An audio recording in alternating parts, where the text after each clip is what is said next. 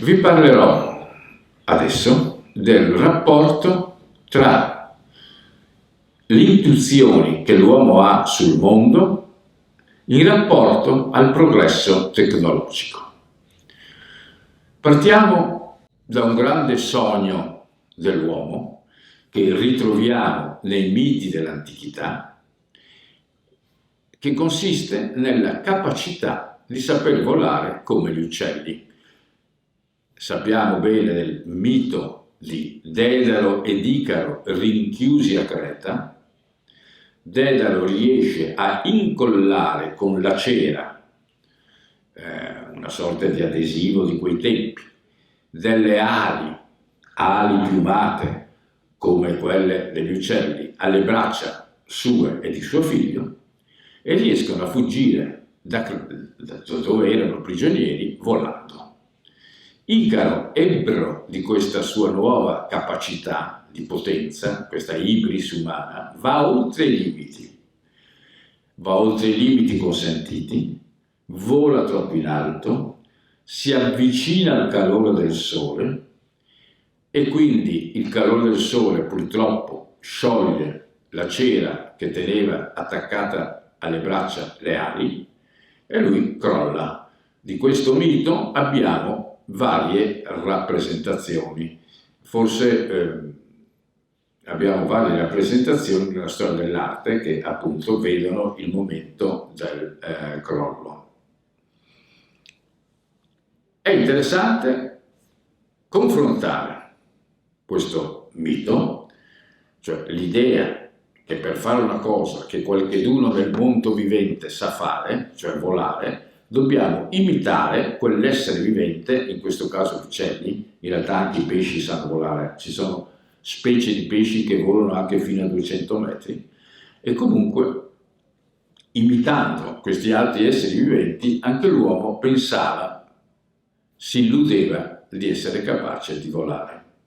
In realtà il dato interessante è che l'uomo è diventato capace di volare allontanandosi dalle sue esperienze dirette, dalle sue intuizioni, da ciò che gli sembrava ovvio guardandosi intorno, in questo caso il volo degli uccelli. E dapprima ha scoperto che poteva costruire delle mongolfiere, cioè dei palloni riempiti di aria calda, la quale, essendo più leggera dell'aria, saliva e volava. E in effetti Leone Gambetta nel 1870, quando Parigi era assediata dai prussiani, riesce a uscire da Parigi, un ministro francese, Leone Gambetta, del governo francese, esce da Parigi appunto con una mongolfiera.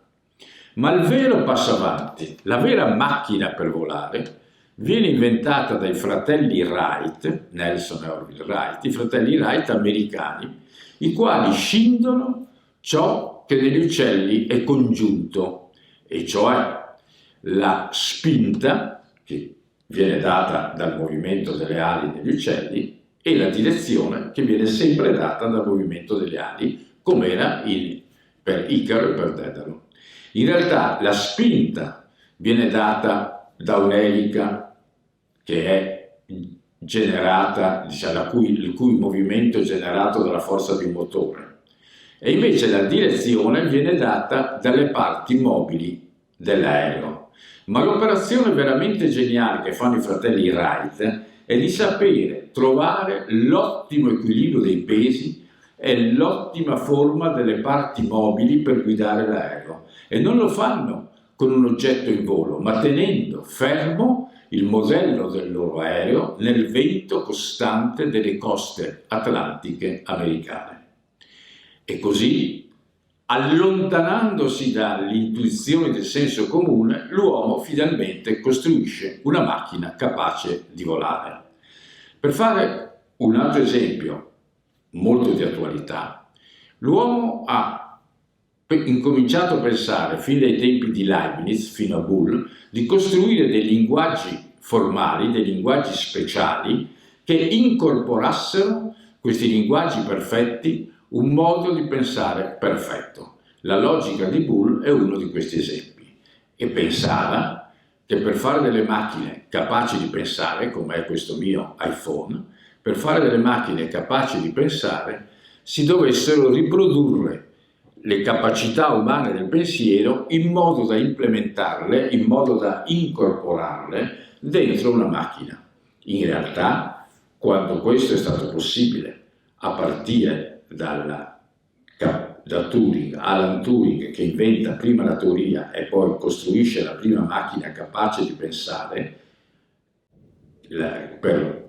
rompere il codice tedesco enigma con cui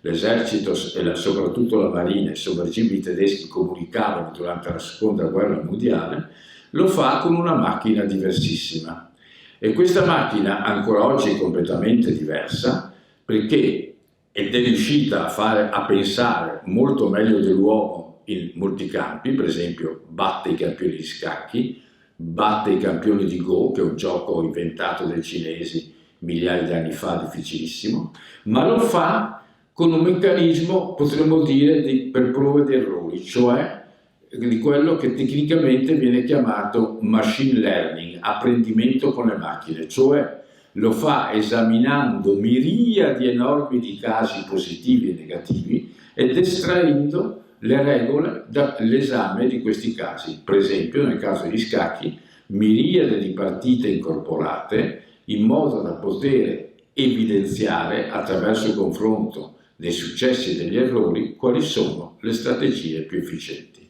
È interessante quindi che in molte tecnologie importanti per la nostra vita oggi, il volo e i computer, siamo riusciti a costruire delle macchine facendo delle macchine che funzionano completamente in modo diverso da come funziona l'uomo.